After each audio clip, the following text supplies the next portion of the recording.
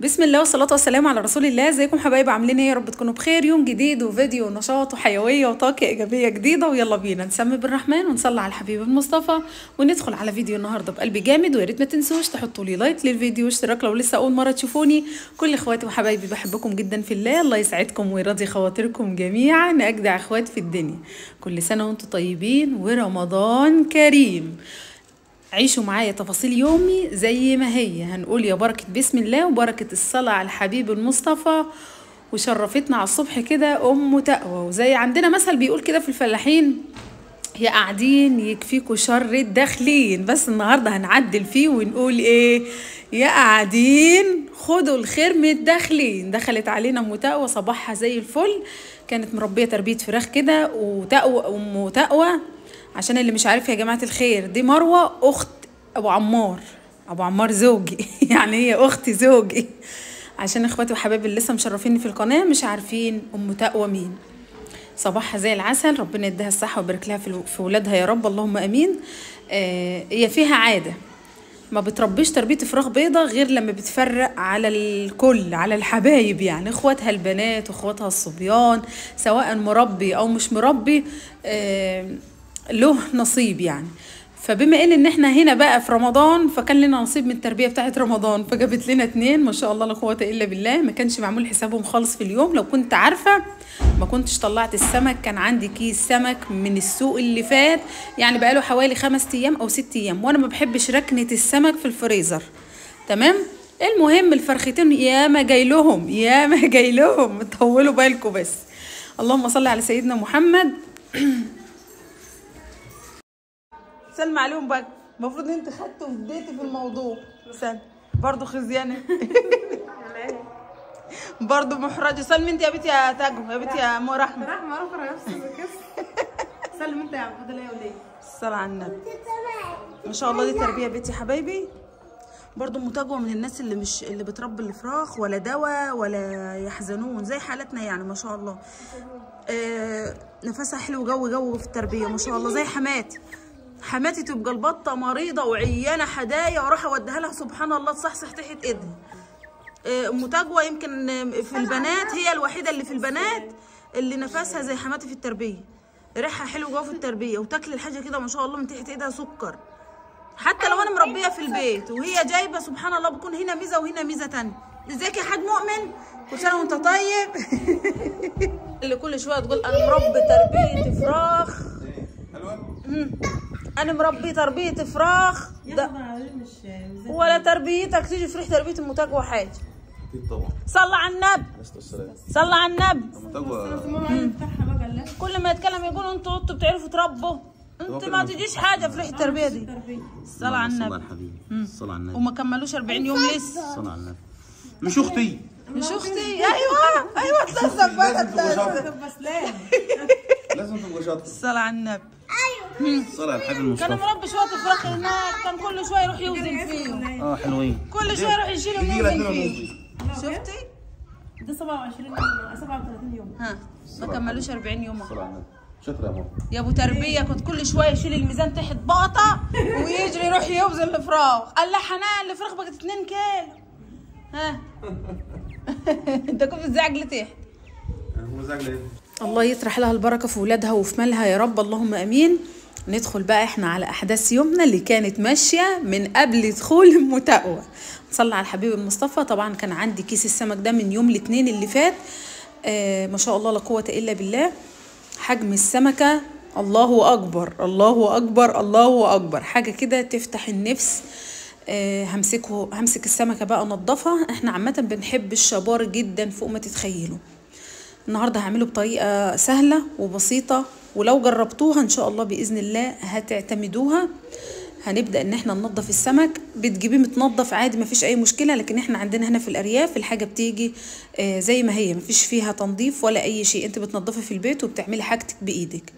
صليتوا بنا على الحبيب المصطفى. السمكه كانت نظيفه جدا فوق ما تتخيلوا. شايفين بطنها عامله ازاي؟ دهن صافي، دهن وبطاريخ، دهن وبطاريخ. هتشوفوا كمان شكل المية بعد ما خلص تنظيف كلها دهن، وده من نظافة السمكة. في سمكة بيكون بطنها كلها طينة ومرارة وحاجة كده يعني أجرك الله، لكن في سمكة ما شاء الله بتكون كلها سمين تحت ايدك، سمين تحت ايدك، دسمة، السمكة نفسها دسمة. اللهم صل على سيدنا النبي. انا هنا بوريكم ان الدهن اهو. طريقة السمكة بتاعت النهاردة لازم تنضفيها وتشيل القشور بتاعت السمكة كده كأنك هتقليها بالظبط، كأنك هتقليها بالظبط.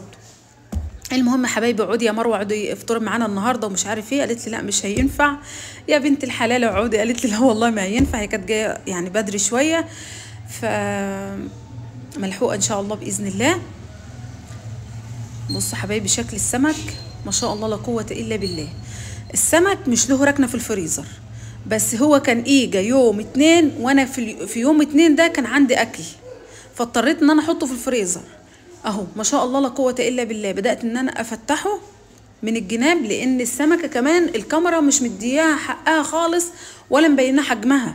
السمكه ما شاء الله يعتبر بعد كف ايدي كمان بشويه، فلازم اديها فتحات كده علشان خاطر ايه، التتبيله لما اجي اعملها تكون متملحه وكويسه كده. طيب في زفاره، يا اما قاعده على السطح يا اما قدام الباب بره، علشان انا من الناس اللي ما بحبش ريحه الزفاره نهائي، فلازم اكون في البراح. عارفين انتوا البراح؟ احنا لازم نكون في البراح في الزفاره بالذات. غسلت بقى السمك كده، ده كيس دقيق على ملح، سايباه لغسيل السمك كده. مسكت السمك بالليمونه بالملح بالدقيق، وبصوا بقى خليتها ايه، بتزغرط زغراطه كده، يعني عايزه تقول اغيثوني من ايد موحى. غسلت الصينيه وغسلت الحوض كمان، وبدات اغسل السمكه مره تانية، لان السمكه كانت في الفريزر. السمكه لما تكون في الفريزر او جايه مجمده لازم تغسليها كويس جدا.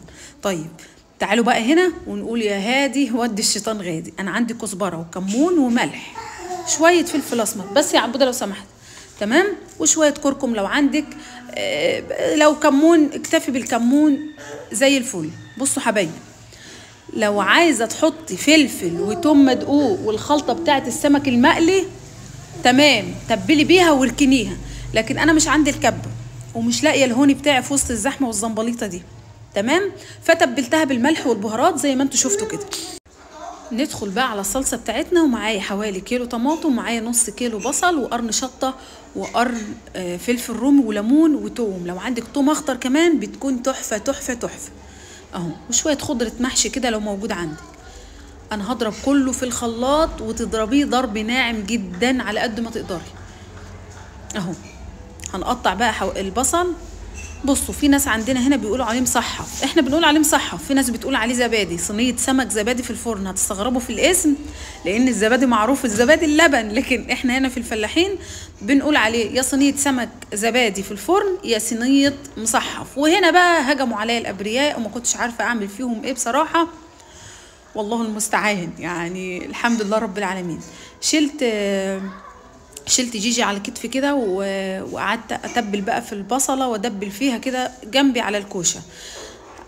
بصوا حبايبي، انا عندي شغل وعندي عمال في البيت، عشان الناس برضو اخواتي وحبايبي اللي داخلين القناه جديد، وفين بوتاجازك وفين بيتك وفين مطبخك يا حبايبي. انا عندي شغل في البيت، الدنيا متكركبه، فبوتاجازي مش موجود في البيت، وتلاجتي مش موجوده في البيت، كل حاجتي موجوده في العاشر من رمضان. ده يعني كلامي ده لاخواتي وحبايبي اللي لسه جداد في القناه. في بعض التعليقات انت طالعه فين بوتاجازك، انت فين، بس بطريقه يعني بسخريه شويه. بصوا حبايبي، ايا كان انا طالعه ازاي، مادام راضيه على وضعي والفيديو طلع لكم يبقى انا راضيه على وضعي تمام الرضا، الحمد لله رب العالمين، تمام. اللهم صل على سيدنا النبي.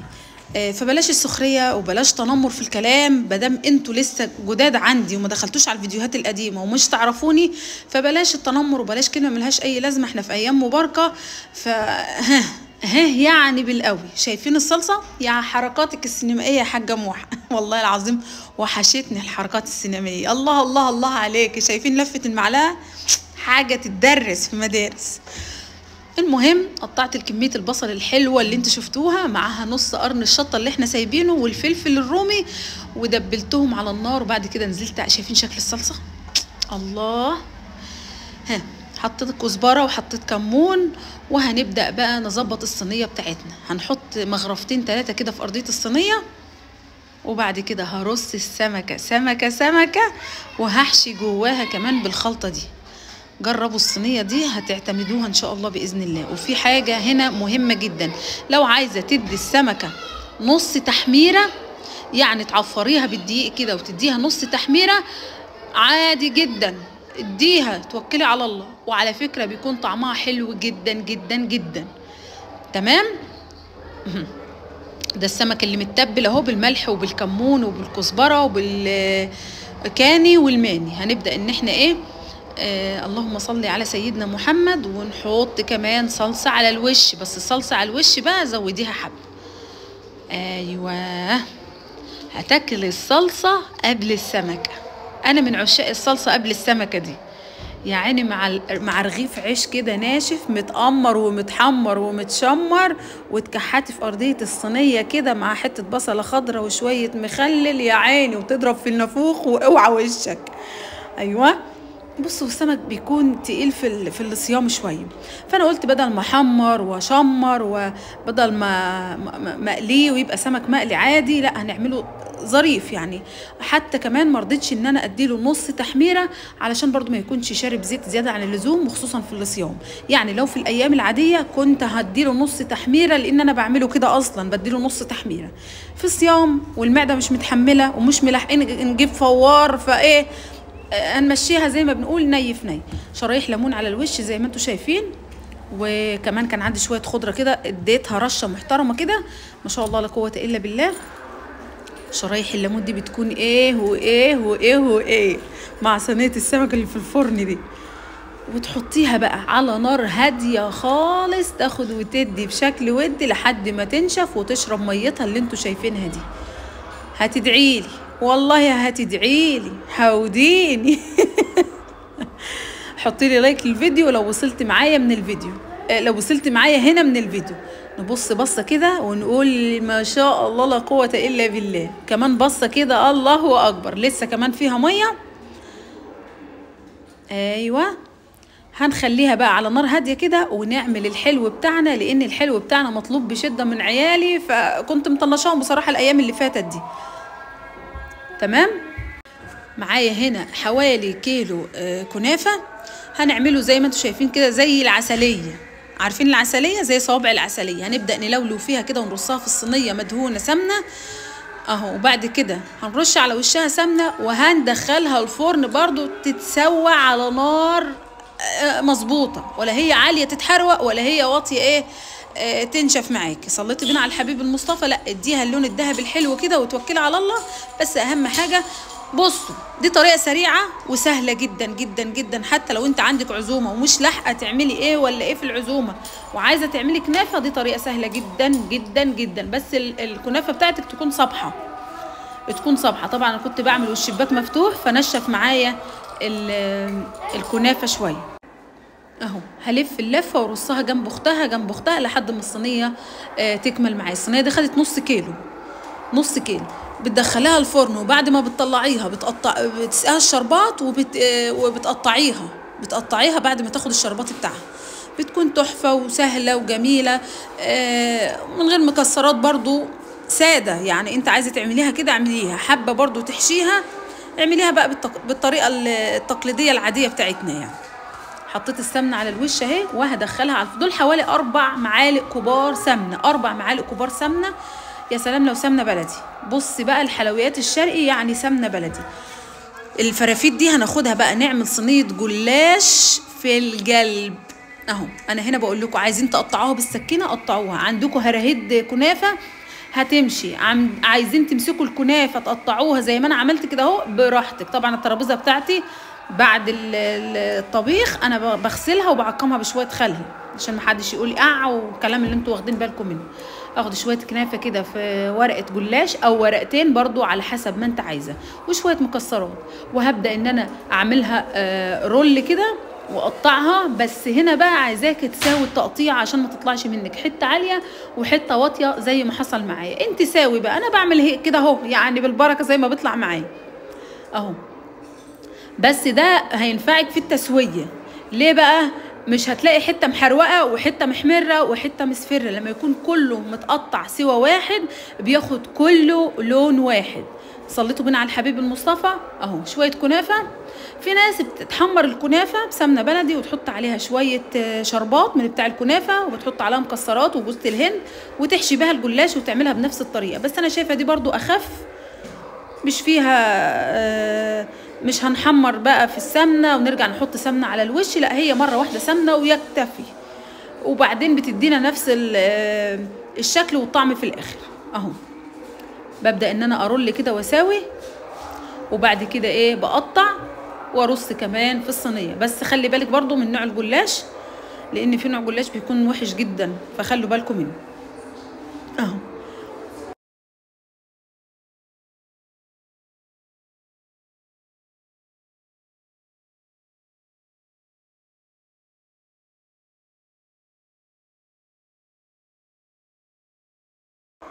وبعد ما خلصنا رصة الصينية بتاعتنا اهي، قفلناها كويس، وكان فاضل حتة كده حطيت فيها شوية الكنافة اللي فاضلين اهو عشان نختم الصينية وتبقى شكل بوكيه الورد زي ما انتم شايفين الجمال والحلاوة. صليتوا بينا على الحبيب. الزبدة بتاعتنا او السمنة بتاعتنا بلاش في الحلويات زيت خالص، يا سمنة يا اما زبدة بلدي بتكون تحفة. وهبدأ ان انا اسقي كل حتة في الجلاش لازم يتحط فيها سمنة او زبدة اهو، وهدخلها برضو الفرن تاخد اللون الحلو اللي احنا بنحبه. واول ما تطلع على طول بتسقيها الشربات. انا مخليه الشربات دافي لان ده بايركس، لو حطيت شربات بارد مع البايركس وهو ساخن من الفرن هيطق معايا، فخلي بالكم من الحتة دي عشان لا قدر الله ما يحصلش اي شيء. شايفين ما شاء الله لا قوة الا بالله. وهنا المكان اللي انا كنت فيه ده كمان كانت الاضاءه فيه ضعيفه، فمبينه ان حته مبطعه وحته مش مبطعه، لكن هي كانت واخده لون واحد، لون ذهبي حلو. مفيش غير الجلاش اللي كان متطرطر قوي هو اللي ايه هو اللي خد حرواقه خفيفه، بس كان طعمه تحفه. هقرب لكم دلوقتي وهتشوفوه. مش الحرواقه اللي هي محروق يعني، لا، لون بني كده ذهبي غامق اهو، حلو قوي. صلاة النبي احسن حاجة كده في القلب في القلب في القلب في القلب. الله عليك يا فنان. شايفين الفن؟ فن يا جماعة الخير. والارضية متحمرة وحاجة كده خفيفة وطعمها تحفة والله العظيم. ادي صينية الجلاش وادي صينية الكنافة وصينية السمك كمان هتشوفوها، والحمد لله رب العالمين. هبدأ ان انا اقطع الصينية اهي. شايفين طالعه صوابع، بس هي كانت سخنه. استني اصبري عليها برضو، ما تعمليش زيي، لان انا من الناس اللي بحب اوريكم النتيجه على طول، مش بتحمل تصبر او تهدى شويه. واخده اللون الذهبي. وادي كمان صينيه السمك طلعت من الفرن بعد ما نشفت خالص. عايزه تكسبي السمكه دي بالذات وهي في الصينيه لازم ما تخليش فيها صلصه زياده، تخليها تشرب التخديعه بتاعتها او الصلصه بتاعتها كده حلوه، عشان ما يكونش فيها ميه وتكون ميه كده تحس ان هي مش حلوه يعني. انما لما تكون ناشفه، شايفين ما شاء الله الاطباق فيها السمكه وحته التخديعه جنبها. التخديعه دي بقى مع عيش مع شويه رز ابيض حاجه في القلب. اللهم صل على سيدنا النبي. فطارنا النهارده سهل وسريع، ويومنا كمان كان بسيط وسهل وسريع الحمد لله رب العالمين. كل سنه وانتم طيبين وتعدوا لها بخير، واشوفكم على خير ان شاء الله. وما تنسوش تحطوا لنا لايك للفيديو، لان انتوا بتنسوا تحطوا لايك للفيديو. اشوف وشكم على خير، والسلام عليكم.